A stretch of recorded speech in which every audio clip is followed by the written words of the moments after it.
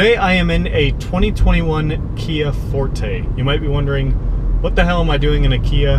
My videos are usually Saab related, or I guess Audi related now since I bought my S3. The answer to that question is well, because my S3 was recently hit by a trailer and it is now in the body shop being repaired. This is my rental right here, a 2021 Kia Forte. I've had this car for about a week now. I actually took it to California and back this past weekend, which was about a 750-800 mile road trip, round trip. So I've had a lot of seat time in the car, and I figured I wanted to make a video discussing the good, the bad, and why I want to make the case for why I think it might be the best, if not one of the best, commuter cars in this segment to buy. Let's start off with some basic stats here. First off, 2021 Kia Forte. This is a base model, so it does not have many features, which I actually like, because when you see these automotive journalists review the latest and greatest Kia or Honda, Audi, BMW, whatever, they're always driving the top of the line fully loaded car, and obviously very few people actually buy the top of the line fully loaded car. So I'm actually glad to be seeing in a base model because it's more comparable to what a lot of people are actually going to get. Now, with that being said, the Kia Forte, the base model like this one, starts just a hair under $18,000. When I found that out, I was extremely surprised.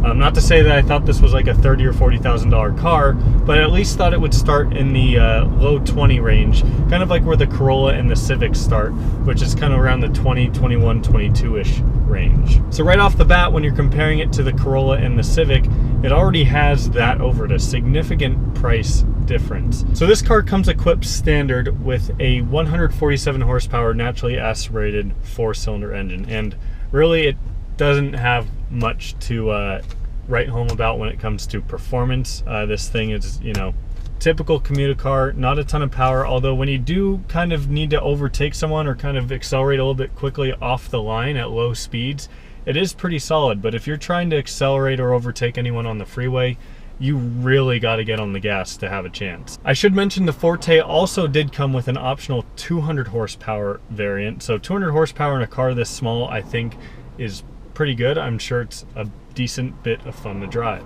Now that we're talking about size, the size of this car and how Kia packaged their space has honestly blown me away. I mean, this is a small commuter compact car. It's kind of one of the smaller cars that you can buy on the market, and I'm 6'1". I actually sat in the back of this right before filming the video just to see how the back room was, and I have about 2 or 3 inches of space between my knees and my shins to the seat right here.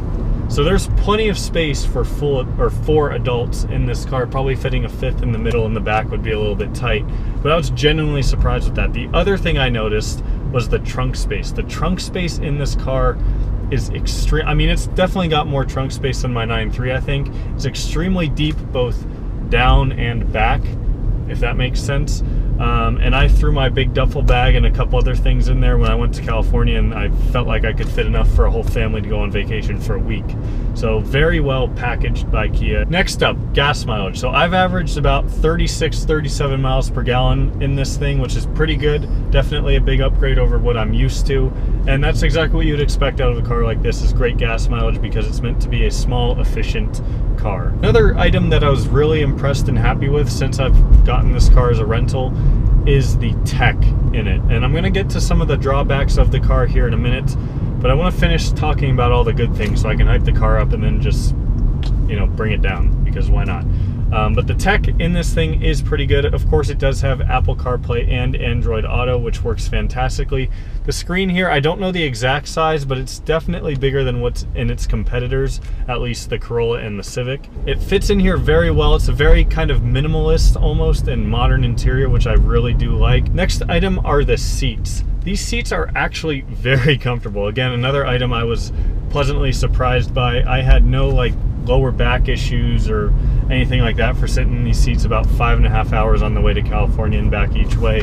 There is no lumbar support. It is all manually adjusted, but for a commuter car, do you really need power seats? I mean, how often are you actually adjusting your seat settings? I mentioned this car has pretty good tech. Now, that was a benefit when it comes to things like Apple CarPlay. When it comes to features that you would see on a lot of other cars. It's lacking in a lot of those areas. And I'll talk about those here in a second, but since I just mentioned seats, I want to transition into some of the downsides of this car and the fact that it's a base model, because a lot of higher trimmed Fortes will probably come with a significant amount of these features. Is there are no heated seats, there's obviously no cooled seats either. So if you do live in a place that's really cold or a place that's really hot, and those are a must, then you either want to consider a higher trim Forte or you might need a different car entirely. Another downside is no sunroof. I was a little bit disappointed by that, but it is what it is. And again, power. So with this being a commuter car, like I've kind of harped on a lot in this video already, I feel like, you don't need, you know, you're not expecting a 0 to 60 in 5 seconds, 0 to 60 in 4 seconds. I think 0 to 60 on this car is about 8.2 seconds from what I remember seeing, which actually isn't bad. And I'm coming up to a stop sign here so I can give it a little bit of gas. I've actually not floored it in this car, but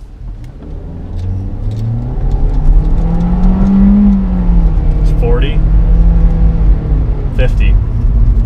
Actually, not bad. I mean, it doesn't throw you back in your seat, but it got up and went a little bit better than I thought it did. So downside on this is CVT. I'm not a fan of CVTs personally, but it does somewhat shift like a traditional automatic, which I thought was kind of a cool thing. So at least they kind of make it feel like a traditional automatic. Again, there is the option to get the 200 horsepower version, which I obviously have not driven, but I'm sure it makes up for some of the lack of power that comes in the base model. Now I just want to rattle off some of the tech and features that this car is missing that a lot of other new cars have. First off, no adaptive cruise. This car does show in the menu that it has lane keep assist. I haven't figured out how to get that activated. Honestly, I haven't really cared to, but it does say it has lane keep assist, which is nice, but no adaptive cruise.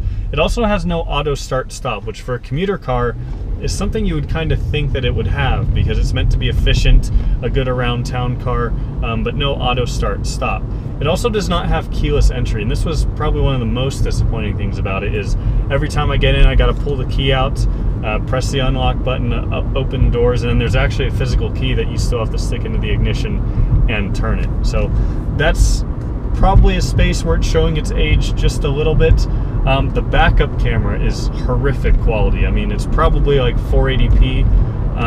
Anything is blurry. It might not show up too well on my little video I'm putting on the screen right here, but when you see it in person, especially given how big this center screen is, it really kind of exaggerates just how poor quality the backup camera is. And then the last little item of tech it doesn't have is blind spot monitoring, which again is another item that a higher trimmed Forte will have. Overall, I do actually really like this thing, especially given how high gas prices have been recently. It is really nice to have something that's a bit more efficient. It's not meant to be a super luxurious car with leather seats and, you know, big infotainment, all these other features. So I think for what it is, it does a pretty good job. And when you stack it up against some of the features that the Corolla or the Civic, being its main competitors, do or don't have, I think it holds up pretty well. Now granted, the Corolla and the Civic come with some more standard features than this thing has, but you also have to remember that this car starts about $3,000 or $2,000 cheaper than those do. And they come with Kia's fantastic warranty. That's another thing I haven't even mentioned, is Kia's fantastic 10-year, 100,000-mile warranty that's really not comparable to anything else in the car market. If I was in the market for a brand new car, that's one thing that would definitely possibly sway me towards a Kia. But anyways, guys, that's all I've got for today. I do really like this exterior color that's finished in, this blue. It's really nice looking. There are swirl marks everywhere though, with it being a rental car. Obviously they kind of half-ass wash it all the time, so the swirl marks are hard to look at, but I think it's a pretty good commuter car. I think anyone looking for a commuter car or something in this class should definitely consider the Forte. With that being said, guys, that's it for today. See y'all next time.